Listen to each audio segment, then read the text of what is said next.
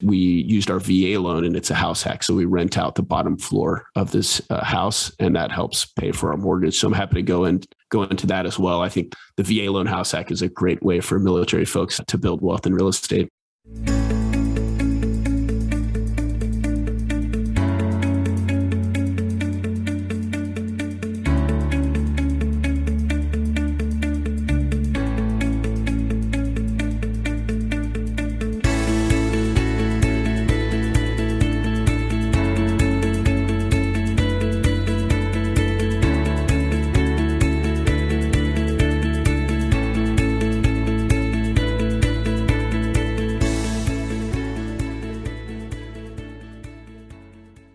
If you're watching this on YouTube, make sure you smash that like button and click subscribe.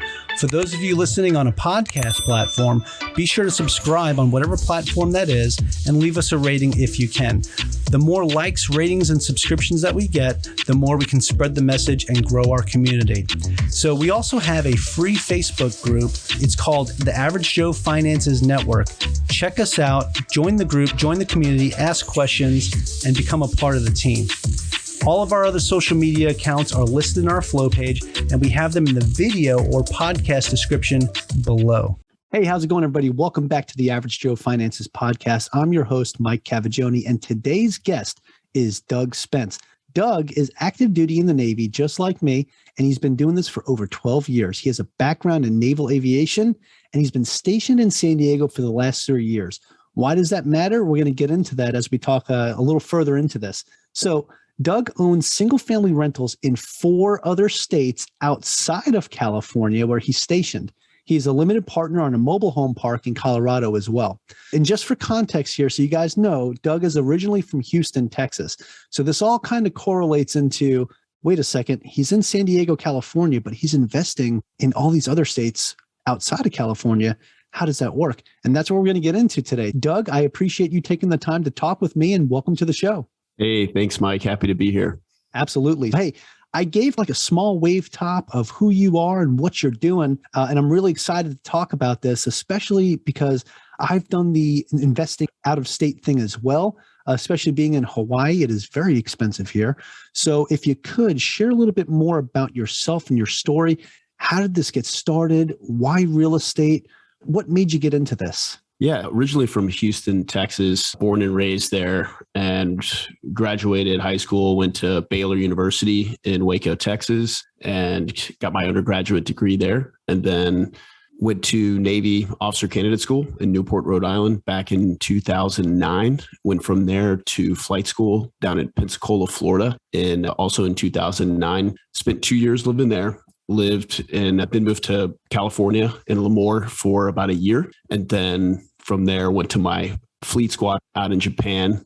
I lived in Japan from 2012 to 2015, and then moved back to Pensacola to be a flight instructor at the same squadron that I winged from. And it was on that tour that I bought my first property. So that was a primary residence, single family home there in Pensacola. Lived in it for 2 years. And then when I moved from Pensacola to San Diego, I rented that out to some flight school tenants. That same year, in December of 2018, I bought my first dedicated investment property. So a property that I didn't live in prior to renting out. And I purchased that through an Turnkey company. I'm happy to go into Turnkey and what that means and all that. But this company was started by 2 naval officers. They were roommates at the Naval Academy. Awesome dudes named Stuart and David Gutierrez. And I bought that first property, that first dedicated investment property from them. And then over the next year, I bought 2 more from them. And then gradually, I realized I really had this real estate bug, and I wanted to ultimately replace my income and my wife's W-2 income with passive income from real estate. And I knew that I wouldn't be able to do that if I was just buying a turnkey property once a year, once every 2 years. So that's why I got more motivated to really put my own team together, identify a market, and start doing BRRRRs out of state. And so that's what got me into Oklahoma, where I did my first BRRRR there in Oklahoma City on a duplex. And I've been focusing on the Oklahoma market,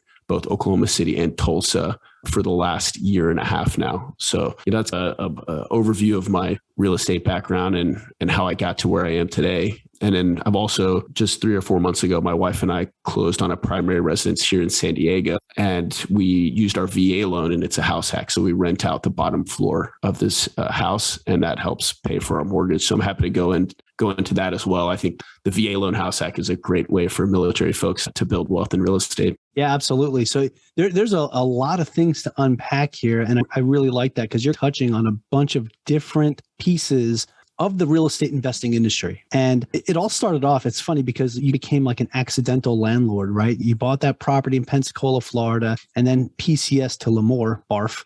And then you had to do something with it. You had to rent it out or sell it. So you decided to rent it out and got that taste of being a landlord. And I don't know, is that the bug that initially made you want to get into real estate? Or do you know, like before then that, hey, you know what, I'm going to turn this into a rental property because I want to start becoming a real estate investor? What was that moment where the switch flipped for you and you said, this is what I'm going to do? Yeah. So a buddy of mine from high school, he and I were both, I would consider personal finance nerds. So we read Rich Dad Poor Dad back in the day, and we were really into all that kind of stuff. And so he's the one who told me about the BRRRR podcast. And so I started listening to that. Like many people, their origin story starts with Rich Dad Poor Dad and BRRRR. So boring, because that's exactly how I started.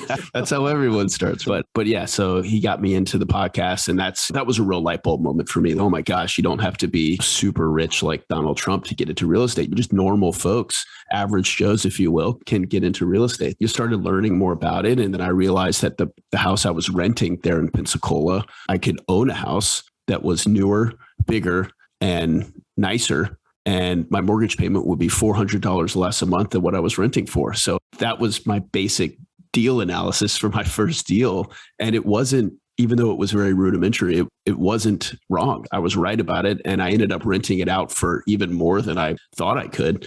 And I just lucked into that. And that property has appreciated not quite 100%, but pretty close just since I bought it back in 2016. That's how I got into it. And then really with that first property, really seeing the benefits of real estate and not just cash flow, but also depreciation and all, the tax advantages and debt pay down, and how it really wasn't that much more work than I thought it would be. And it was pretty simple as long as you have good tenants in there. That was a big learning moment for me, was just that first property, getting over that first hump and renting that out.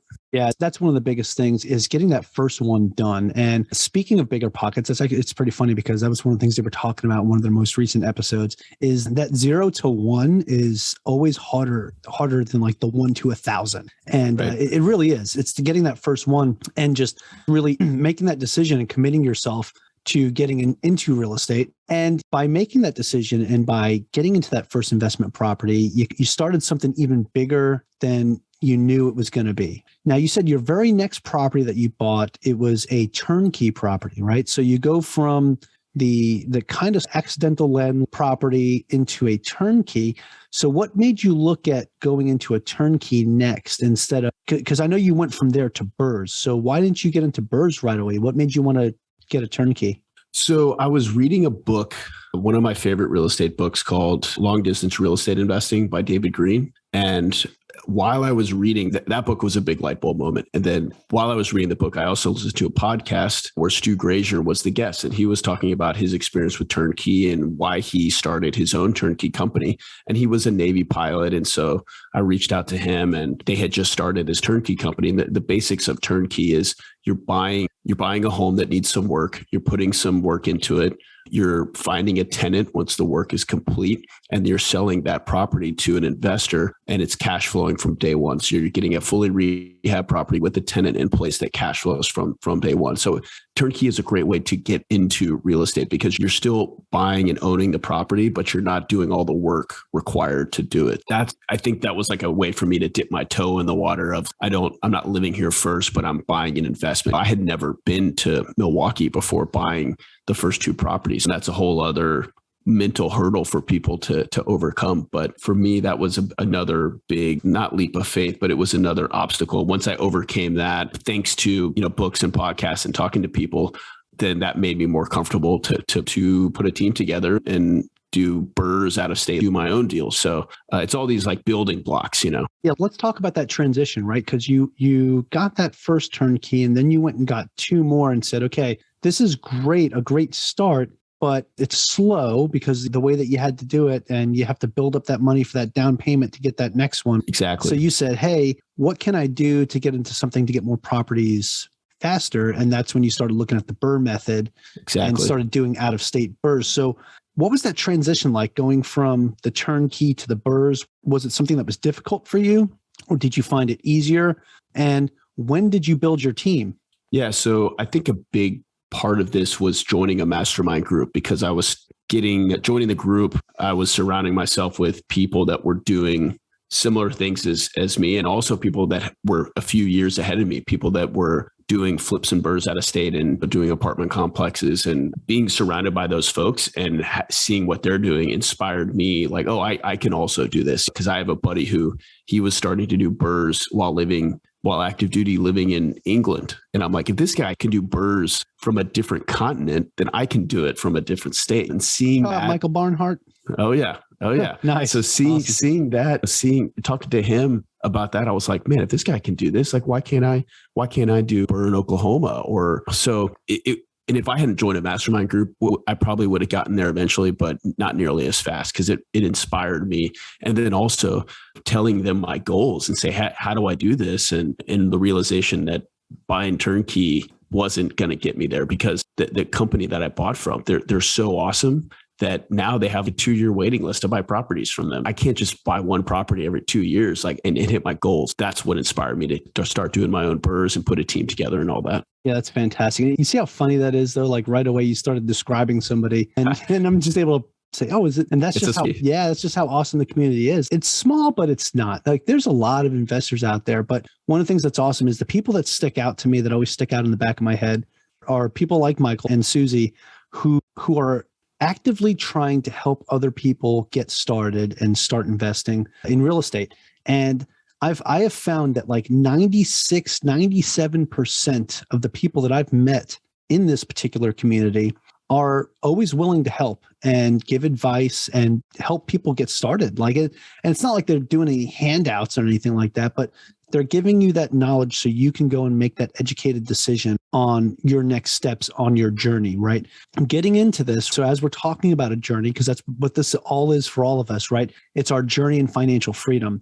And you started off here. So you went from being the accidental landlord to the turnkey to now doing these BRRRRs. And then from there, you went and became a limited partner on a mobile home park in Colorado. So right. How did you, again, another transitional period here, how did you go from doing BRRRRs to getting into being a limited partner on a syndication? Yeah, great question. So I had just gotten back from deployment, and like many people who get back from deployment, they have a lot of capital in their bank accounts, especially doing deployments where you get tax-free and all that. I got back, and Stu Grazier, same guy who started that company, was a GP in this mobile home park deal. And he said, hey, we have this opportunity. It's $50K minimum investment. And I was like, I've saved up a lot of money. Like, this seems like a good opportunity. And the key there was it was with people that I trusted. If it was just with some random person, I wouldn't have done it. But I trusted Stu. I said, hey, Stu, are you putting your own money into this deal? And he said, yep. And I said, all right, good enough for me. Let's do it. And I didn't know much about syndications, but I trusted Stu and David and those two guys. And that's a whole other conversation. It's like the speed of trust and the power of trust and how that can accelerate relationships and accelerate people's investing careers. But yeah, that's how I got into that syndication. Yeah, that's fantastic. And actually, that's something I want to touch on a little bit too, because I just recently did my first syndication not too long ago as a limited partner. And one of the biggest things that drove me into doing it is trusting the GPs, right? Trusting the people that are putting together the deal. And it's some folks that I've been talking to and working with for quite some time, and really built up a good relationship. And when I see what they're doing, and I saw some other deals that they did, I'm like, okay, you know what? This is the real deal. I'm going to get in and on this next one. And I did. And I don't think I would ever invest, with a team that is not putting their own money into it. They have no stake, right? When they're doing it that way. That's another key point. And I think that's super important. So thank you for pointing that out, that he was putting his own money into it as well. Now, you're touching on these three different aspects of real estate. So I want to ask you, which one so far is your favorite investment? Man, for me personally, I really like the BRRRR method, but the thing with the BRRRR is it's not for everyone because some people love real estate. They understand the value of real estate, but they want it to be passive. And if someone wants passive investments, I'd say syndications would probably be number one. After that, maybe turnkey, because with turnkey, you have a property manager, you have a lot of people doing a lot of the work for you. Exactly. Yeah. But then you're still getting a property and you're having to deal with the property management company occasionally when there's issues. But for the most part, it's passive. But if you're doing a BRRRR, man, you got to put the team together. You got to figure out how much work you want to do. You got to find the deal. You got to find your lender. You got to figure out how you're going to do the cash out refi. You got to figure out your private lending or your hard money. How are you going to pay? So there's a lot more involved, but I love that stuff. I love the challenge of it and how it's I love how you can own a cash flowing property with zero of your own money in the deal. I think that is that's what makes it such an amazing strategy. Yeah. And by doing so, you're a lot more active in it. So you definitely like to be a hands-on type person. I can see that. Yeah. And that's why the BRRRR method's perfect for someone like you. Yeah. I like that pretty good. I like that, but it also plays into real estate. We've touched on this so far, but how it's such a team sport. And I think the reason that the folks that are successful in real estate, they're people that help others because someone helped them along the way. And so we all know that no one got here by themselves. And so we have to pay it forward. And that's why I'm in two mastermind groups. So one of them is I love just being able to help military members that are at the beginning. I still feel like I'm at the beginning of my journey, real estate, or military members that maybe just have one property or zero and they're trying to get that portfolio going. I love helping them out and passing my knowledge down to them. So that's one of my favorite parts about it. That's what it's all about, is giving back. That's why I love doing what I do with the podcast here, is just this. It's an opportunity for me to share, bring on experts like you that are doing these awesome things. And you can share that with the audience and they can understand that, hey, I can do this too. And that's why it's called Average Joe Finances, right? Because you can be a regular middle class type person and decide that, hey, it's time to take it to the next level, take it to the next step. How am I going to get there? What am I going to come listen to this podcast and see what some of these other folks are doing? You can get a good idea, right? So it's all about giving back. And that's one of the things that I love about this community, not just real estate, but the personal finance community as well. There's a lot of people that are really awesome. There's some bad eggs. Yeah, you see a couple of them out there, and some people that take advantage, which is not cool. There's not a lot of that. We're not all about that get rich quick thing. You really can't do that in this, but what you can do is start building wealth quickly. And by building wealth, I always say that there's a difference between rich and wealth, being rich and being wealthy. And one of the things about being wealthy is you don't have to, or I guess there's differences in the way that people live their lives, being rich versus being wealthy. And one of the big things is you can live a humble life, but being wealthy is where you get to the point where you're financially free and you can go do the things that you want to do. Whereas being rich, you're constantly struggling to keep up with the expenses that you keep creating for yourself because you have all this money and you like to spend it. Where being wealthy is you can actually sit back and relax and enjoy life. And that's why I love the FIRE movement. But at the same time, I always remove that RE from the end because I'm reaching financial independence this year too. Right now, I'm getting ready to retire from the Navy, and I'm going to be at the point where all my expenses are covered by my pension and my investments, and I'm good. That's fantastic. Yeah, it's awesome. It's a great feeling. But at the same time, I'm not stopping. So I'm going to continue doing my thing as a realtor. I'm going to continue doing the podcast. I'm going to continue, trying to help people as much as I can and building my businesses. But the thing is, I can do it at my pace. I don't have to worry about anything else, and I could spend more time with my family. And for me, that's the most important thing, is that independence, that freedom, that financial independence. So the FI is what's huge to me. And I think one of the best ways to get there is real estate, man. And that's why we're talking about it. Yeah. And it's really exciting stuff. Right now, for me, I'm more of a passive guy. I love syndications, and that's why that's what I'm doing. But at the same time, when I retire, I'm thinking about getting into being a little bit more active and doing things like that. Now, to get into the whole active piece about it, especially talking about the BRRRRs, I want to bring it back to your piece here with being active. And you're doing out-of-state BRRRRs. So I want to ask you, because I have had some single-family properties out of state. And I've run into issues, especially during COVID, where I couldn't travel to get out there to do work on the property myself. So I'm doing everything sight unseen, hiring contractors and all that good stuff. How do you get around all that as you're finding these deals, purchasing them while living in California? Are you actually going out there and finding these properties? Or are you finding them online and then you go take a look at it? How are you piecing all of this together from so far away? Great question. It's challenging. So I have been to the markets that I invest in. I have been to both Oklahoma City and Tulsa and Milwaukee, even though I'm not focusing on Milwaukee right now, but I still have those properties. But I decided on Oklahoma City first and just start putting the network together via BRRRR forums. You can find a lot of information on there. For example, if you're looking to invest in Yuma, Arizona, you can go to BRRRR, start a thread and say, hey, what's the best property management company in Yuma, Arizona? And everyone who's investing in Yuma has keyword alerts set for Yuma in their BRRRR, and it'll pop up for them. And then you're going to get a lot of information. And then you just pick out, there's going to be a few companies that pop up more often than others. And then you just call those companies and ask to talk to the owner or the manager and just pick their brains. And in books like Long Distance Real Estate Investing, the BRRRR book, and a lot of other great real estate books, they tell you the questions to ask. So you can just sit there with the book open and ask them those questions. And you'll get a vibe, you'll get a gut feeling from people, and then ask to talk to their references. And you can do this with not just property management, but with real estate agents, with lenders, with contractors and all that.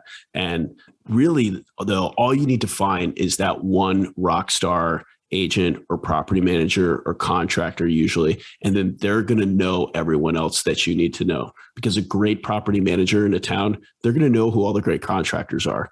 And so by tapping into one rock star team member, you're tapping into everything else. And when you find that person, you take care of that person and you provide value to that person and you give them referrals so that you don't want to be a taker. You always, my thought is I always want to be giving more than I'm receiving.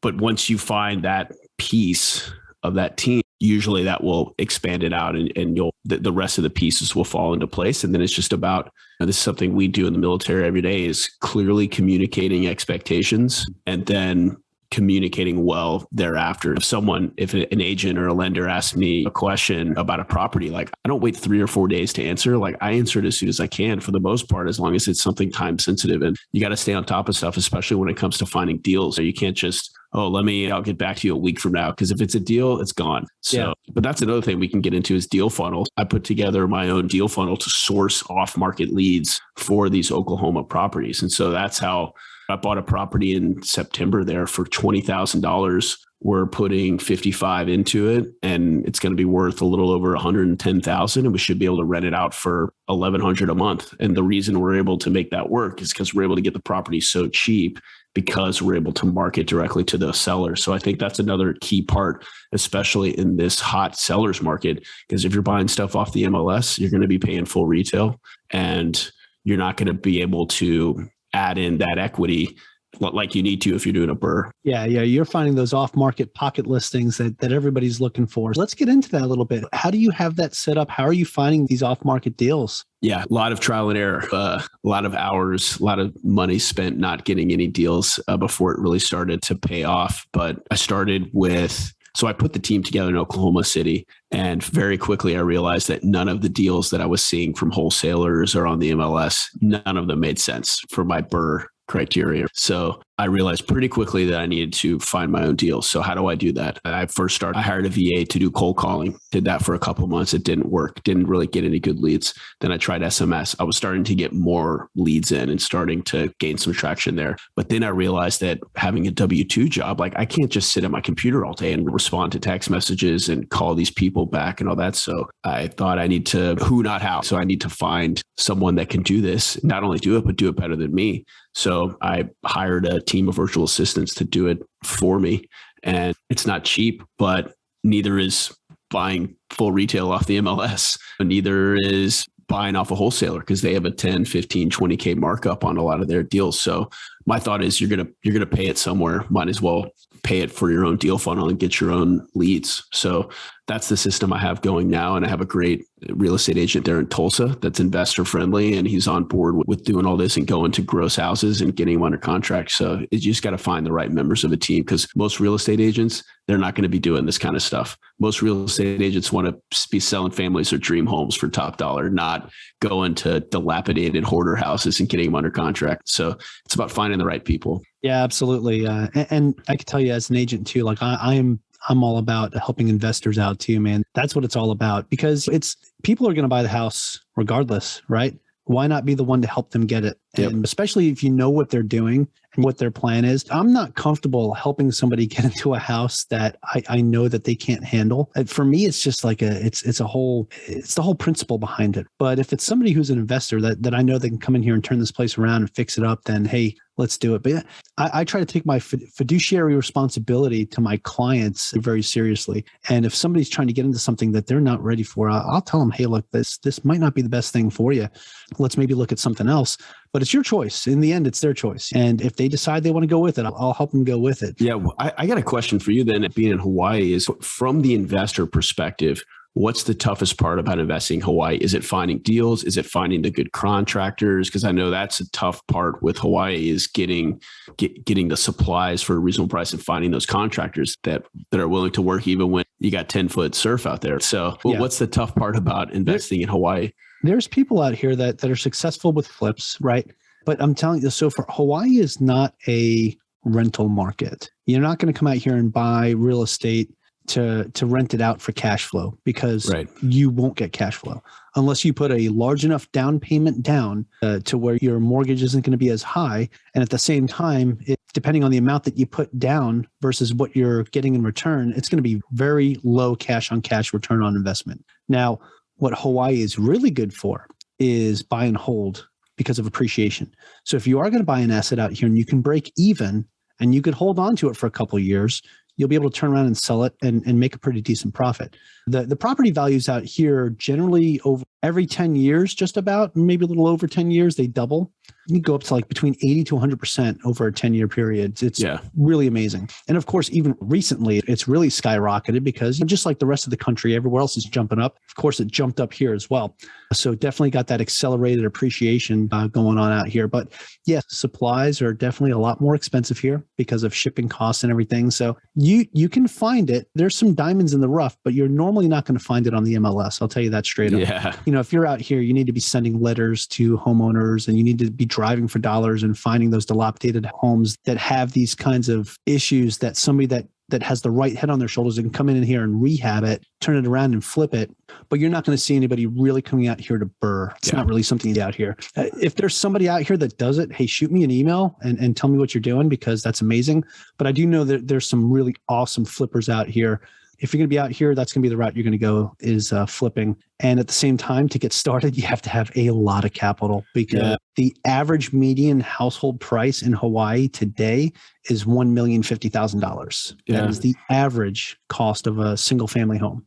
Yeah, I think it's important to note that for someone just getting started in real estate, is the real estate strategy that works in Cleveland, Ohio is not the same one that works in Honolulu. There are ways to make money in real estate in every single market in the country, but it's different. And there's, just like you touched on, capital, the amount of capital you need to get started in Hawaii is going to be totally different from the capital you need to get started in Fort Wayne, Indiana. It's just totally different markets, different goals, different strategies. So that's why individuals need to figure out what their goals are and then find the strategy and the market that fits their goals. Absolutely. And some of those markets too, as you're talking about that, like I said, cash flow out here in Hawaii is not going to be great. Where you're going to make your money is the appreciation. But there's other areas like what you just mentioned in Indiana that are most likely not going to appreciate as well, but will cash flow way better. You'll get a way better return on your initial investment versus what you would get out here. If someone is looking to add cash flow to replace their W-2 that they're trying to leave in the next few years, buying a Hawaii house isn't the answer. You got to buy those cash flow properties. But what if you're someone that's further along in your investing journey and you want to get out of those higher risk C-class properties in Indiana? You want to put in something more stable for appreciation. Hawaii is a play for that. Like David Green, he's selling a lot of his properties in the continental United States and buying stuff out in Maui and in Hawaii. I think he recently said he was looking at buying some places in Waikiki for some short-term rentals. So that's one of the few places there's some places that are zoned where you can do that. Hawaii has some funny rules when it comes to short-term rentals. And if I wanted to, I can't use my property that I live in here. I can't use that as a short-term rental. They have specific laws, like you have to be in a hotel zoned area or a resort zoned area where you can actually do that. And there's not many places outside of Waikiki and maybe a couple places on the North Shore where you can actually do this. Yeah. So knowing the local laws. The local laws and rules. And especially another thing too, I want to touch on too for out here, for people listening, is know the landlord tenant laws as well, because it is very tenant friendly out here. Just where you're living at in California, you can get stuck with squatters for a long time and have a very difficult time getting them out, depending on what the landlord tenant laws are in the state that you're investing in. So make sure before you go into any of that stuff, you really educate yourself on the different laws and rules for where you're at. And have cash reserves so you can keep paying your mortgage. and any type of repair or anything that comes up as well.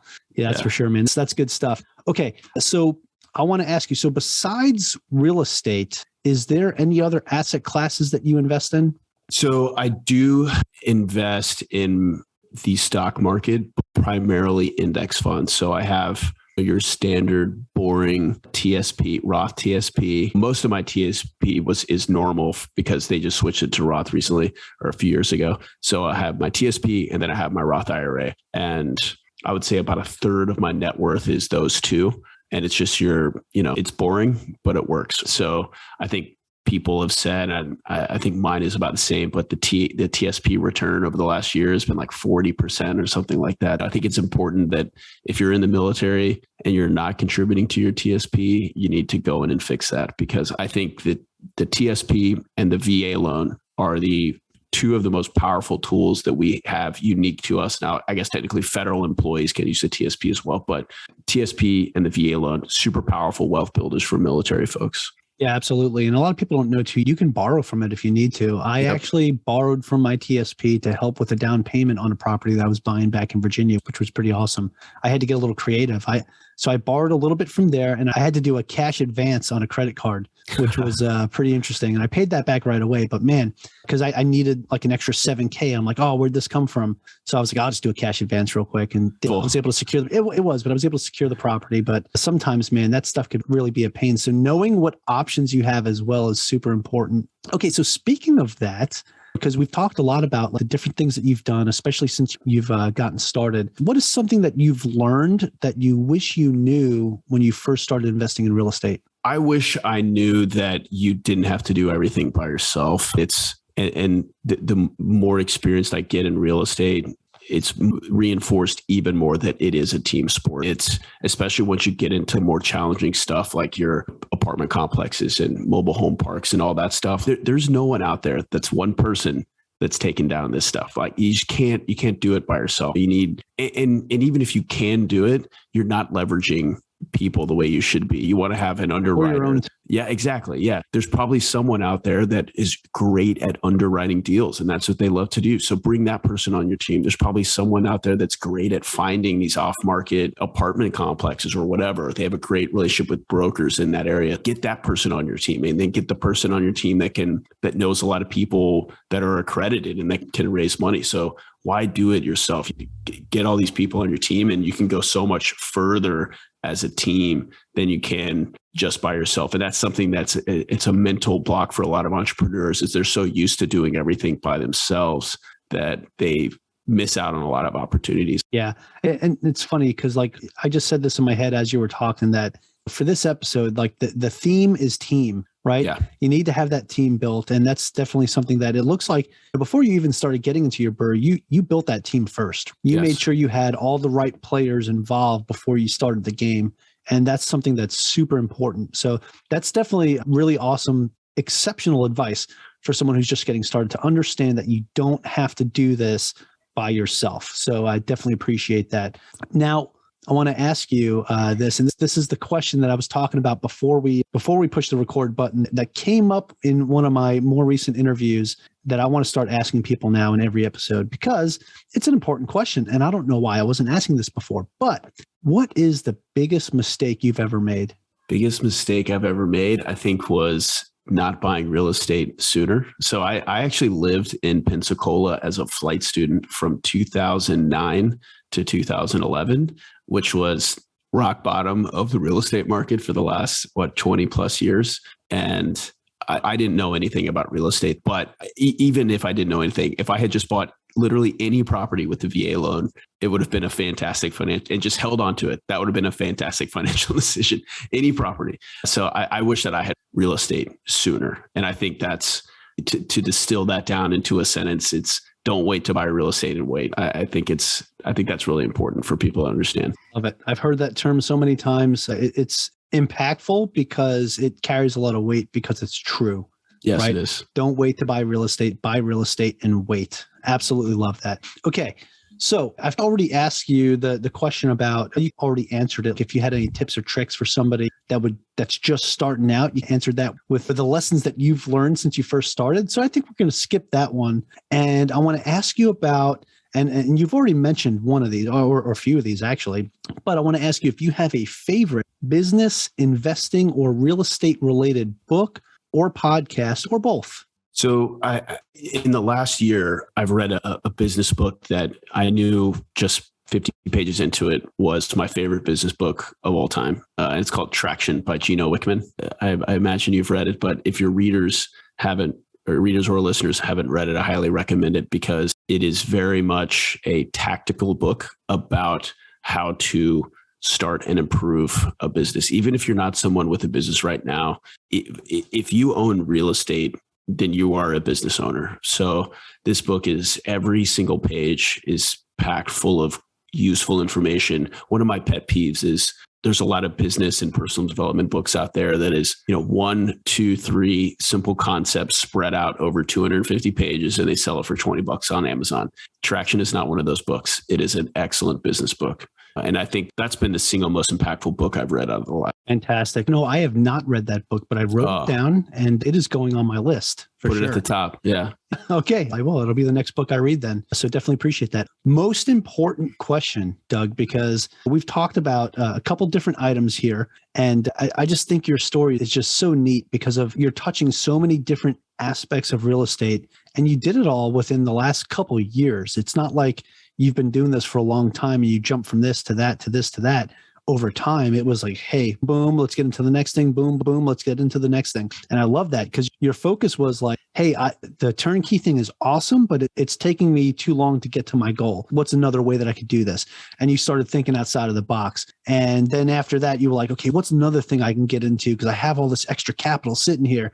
And you got into a syndication. So your mindset is just absolutely amazing, especially when it comes to growth and you building up your portfolio. So people are probably going to want to know a little bit more about you, maybe want to get in touch with you and pick your brain a little bit. So where can people find more about you? Do you have a website you could share with us or social media or anything like that?